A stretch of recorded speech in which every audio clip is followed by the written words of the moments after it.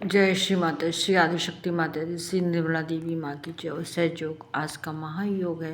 सहयोग में हम श्री आदिशक्ति श्री निर्मला माता जी की फोटो के सामने बैठकर दिया जलाते हैं। उनके सामने अपने दोनों हाथों को खोलकर बैठते हैं। माँ से विनती प्रार्थना करते हैं। माँ से अपनी दिन भर की हुई गलतियों की माफ़ी मांगते हैं, क्योंकि आदिशक्ति श्री निर्मला माता जय आदिशक्ति हैं, गुरु हैं, परमात्मा हैं और धन्वंतरी भी हैं। हमें अपने भगवान से परमात्मा से माफ़ी मांगने में कोई बुराई नहीं है। माँ हमें माफ़ कर देती हैं, भगवान हमें माफ़ कर देते हैं, क्योंकि हम जाने अनजाने में कितनी ही गलतियाँ करते हैं जिसके बारे में हमको अंदाज़ा भी नहीं होता है। श्री आदिशक्ति माता जी ने हमको हर तरीके से हमारी समस्याओं को दूर करने का तरीका बताया है और हमें बताया है कि हमें कैसे हम अपने चक्रों को शुद्ध करें, कैसे अपनी नाड़ियों को शुद्ध करें तो हमारी बीमारियां दूर हो सकती हैं। श्री माता जी आदिशक्ति माता ने हमको बताया कि हमारे शरीर के अंदर 3 नाड़ियां हैं, बाएं नाड़ी, दाएं नाड़ी और मध्य नाड़ी।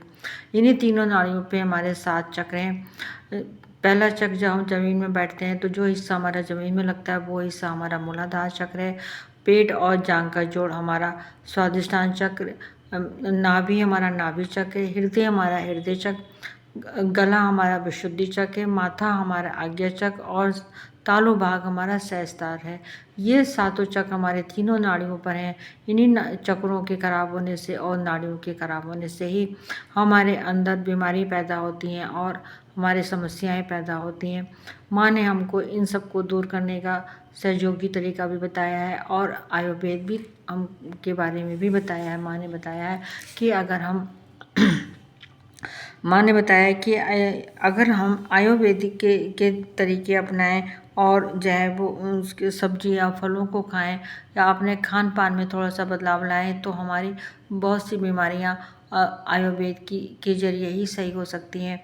और जो बीमारी इसमें आयुर्वेद के द्वारा या सहयोग में श्री माता जी के द्वारा शुद्ध होते हैं, चक्र हमारे शुद्ध होते हैं और बीमारी हमारी सही होती हैं, वो फिर दोबारा नहीं होती हैं। तो श्री माता जी ने हमको बताया कि आज मैं आपको यकृत के बारे में बताऊंगी, लीवर। श्री माता जी ने हमें आयुर्वेद में यकृत के रोगियों को फल एवं सब्जियों को के खाने के बारे में बताया है। उन्होंने बताया कि हम अब सब्जियां या फल को खा के ही अपनी बहुत सी बीमारियों को सही कर सकते हैं। यकृत के बारे में बताया है, जो लीवर है। सेब, उन्होंने बताया कि सेब जो है, जो यकृत के रोगी को रोज़ 1 सेब खाना चाहिए। जहाँ तक हो वह इसको छिकले सहित काट कर उसमें हल्का सा नमक डालकर खाए तो टेस्टी भी लगता है और फ़ायदा भी बहुत करता है। अनार बताया, यकृत के रोगियों को अनार अवश्य खाना चाहिए। तो अनार का जूस भी है या उसको साबुत छिलकर भी खा सकते हैं। पपीता तो बहुत ही फ़ायदेमंद चीज़ है। पपीता खाने से हर आदमी और हर उम्र के लोग इसको पपीते को खा सकते हैं। ये हर तरह से हमको फ़ायदा करता है। पेट के लिए बहुत ही फ़ायदेमंद चीज़ है और इसको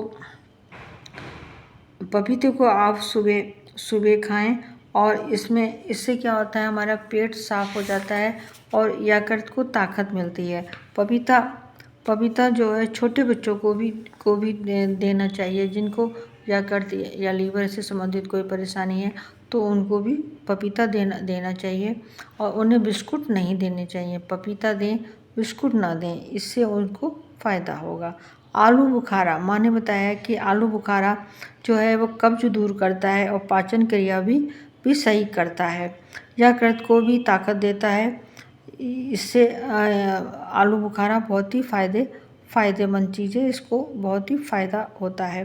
लीची जो है यकृत वालों के लिए बहुत ही फ़ायदेमंद चीज़ है, एक टॉनिक का काम करती है। लीची को रोज़ खाने से यकृत में मजबूती आती है, उसको ताकत मिलती है, शक्ति मिलती है और इसको आप जूस भी पी सकते हैं। इसको आप ऐसे भी छील के खा सकते हैं और इसका जूस भी पी सकते हैं। ये बहुत ही फ़ायदेमंद चीज़ है।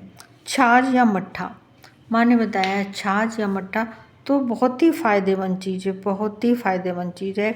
इसको हम अगर मक्खन निकला हुआ छाछ अगर हम रोज़ पिएं तो हमारे को बहुत फ़ायदा होता है और हमें अगर स्वाद अनुसार इसमें आप चाहे वो थोड़ा सा नमक, काला नमक डालें, भुना हुआ जीरा, भुना हुआ हींग, और चाहें तो थोड़ी सी आप उसमें पुदीना या हरा धनिया, जैसा सीजन हो उसको पीस के थोड़ा सा उसमें मिलाकर आप अगर रोज़ पीते हैं तो आपको मैं गारंटी से कहती हूँ ज़्यादा से ज़्यादा आपको 95% जो है बीमारी आपकी ठीक हो सकती है। मतलब आपको दवा की कम से कम ज़रूरत पड़ेगी, आपका स्वास्थ्य अच्छा होगा, आपके शरीर में ताकत आएगी, आपका आलस्य नहीं आएगा और ताज़गी बनी रहेगी।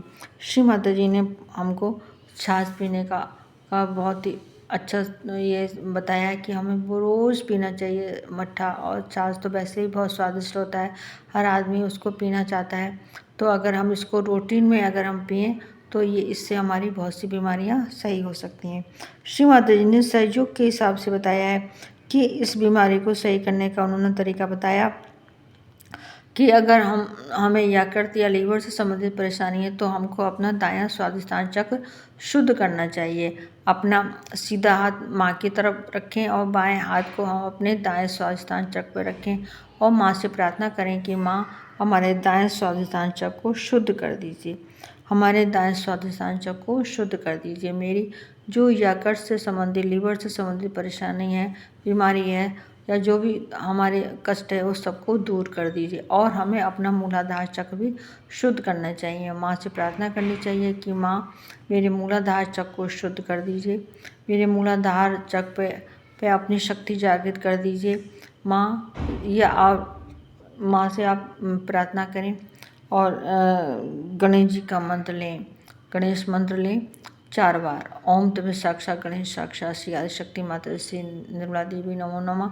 तो ये 4 बार आप मंत्र लेंगे तो आपका मूलाधार चक्र शुद्ध हो जाएगा। और जल क्रिया करें, क्योंकि दाएं नाड़ी से संबंधित हमारी जो भी परेशानी है, जो भी बीमारियां हैं, वो जल क्रिया करने से 99% ख़त्म हो जाती हैं और फिर दोबारा नहीं होती हैं। तो जल क्रिया हमको शाम के टाइम केवल 2 मिनट हमको बैठना है। जब हम ध्यान करने बैठे माँ का, तो उससे पहले आप 2 मिनट बस जल क्रिया कर लें।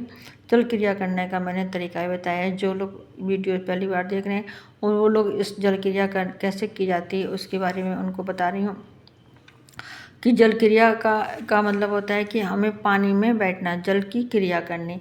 तो हमें एक टब में या बाल्टी में पानी ले लेना है, एक जग ले लें, लोटा ले लें, उसमें आप अलग से पानी रख लें। और हमें माँ का नमक वाइब्रेट करना होता है, शुद्ध करना होता है। तो हमें क्या करना है कि जैसे अब हमें कल जल क्रिया करनी है मान लीजिए, तो हम या तो आज सुबह एक कटोरी में शीशे की हो, स्टील की हो, प्लास्टिक की ना हो, उसमें नमक भर के रख देंगे और माँ से प्रार्थना करेंगे कि माँ इस नमक को शुद्ध कर दीजिए। फिर उसको रखा रहने देंगे। अगर आप सुबह रखते हैं तो शाम को हटा लें, और अगर आप शाम को रखते हैं तो सुबह को आप उसको हटा लें। और उस नमक को आप एक डिब्बे में कर लें और जो है उसमें नमक और मिला लें ताकि उस नमक की मात्रा ज़्यादा हो जाए। वो नमक हमारा वाइब्रेट नमक हो जाता है। फिर हम जब जल क्रिया करते हैं तो इसी नमक को हम पानी में डालते हैं। जब पानी में टब में हम डालेंगे और जब हम जल क्रिया करेंगे तो अपने पास थोड़ी सी एक छोटी सी तौलिया भी रखेंगे जो हमारे बाद में काम आती है। तो जल क्रिया जब हम करने बैठेंगे तो बायां हाथ माँ के सामने रखेंगे और सीधा हाथ पे जो टब या बाल्टी है उसके ऊपर घुमाएंगे 7 बार। 7 बार घुमाएंगे, 1 2 3 4 5 6 7 ऐसे करके। फिर 3 बार जय श्री माता जी करके घुमाएंगे, जय श्री माता जी, जय श्री माता जी, जय श्री माता, ऐसे करके घुमाएंगे। फिर जो आपका लोटे पे या जग में जो पानी है उस पर भी आप इसी प्रकार से क्रिया करेंगे। और उसमें फिर टब वाले पानी में या बाल्टी वाले पानी में आप 2 चम्मच नमक डालेंगे। ज़्यादा नमक हमको नहीं डालना है क्योंकि ज़्यादा नमक नुकसान भी करता है। तो ज़्यादा नमक नहीं डालना है, केवल 2 चम्मच, 1 चम्मच आप बना लीजिए, उसमें केवल 2 चम्मच डालना है और उसको खूब मिला लें। मिलाने के बाद में, क्योंकि वो खारा पानी हो जाएगा, समुद्री पानी हो जाएगा, और माँ से प्रार्थना करेंगे, श्री माँ जो मैंने ये समुद्रूपी जल बनाया है इसमें समुद्र देवता की शक्ति को जागृत कर दीजिए। उसको छूते हुए, टब को छूते हुए, बाल्टी को छूते हुए प्रार्थना करेंगे और हम समुद्र देवता का मंत्र लेंगे। जैसे मंत्र लेंगे, ओम तमें साक्षात समुद्र देवता साक्षात श्री आदिशक्ति माता जी श्री निर्मला देवी नमो नमः। इस प्रकार से हम समुद्र देवता का मंत्र लेंगे और माँ से प्रार्थना करेंगे, माँ मेरी दाहिनी नाड़ी की जो भी बाधाएं हैं उसको समुद्रूपी जल में समा लीजिए।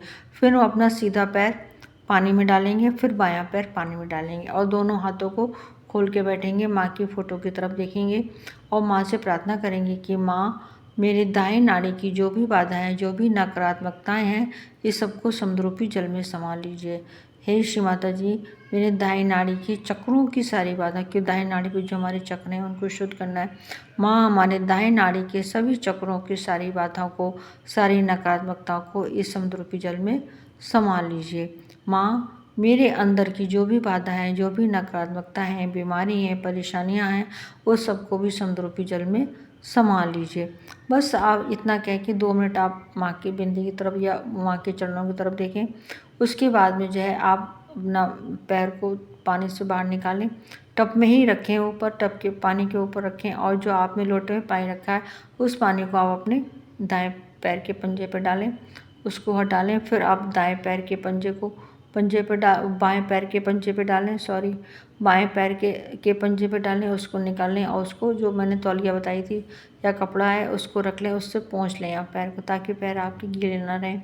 फिर बस जो है उसके बाद फिर आप अपना ध्यान करें, अपने चक्रों को शुद्ध करें, माँ से प्रार्थना करें।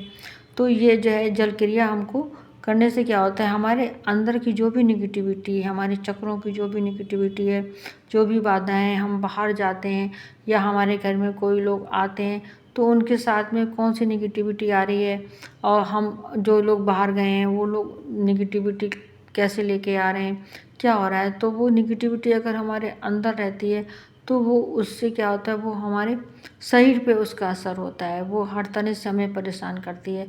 तो इसलिए हमको, अगर हम जल क्रिया कर लेते हैं तो हमारे अंदर की सारी नेगेटिविटी बाहर निकल जाती है।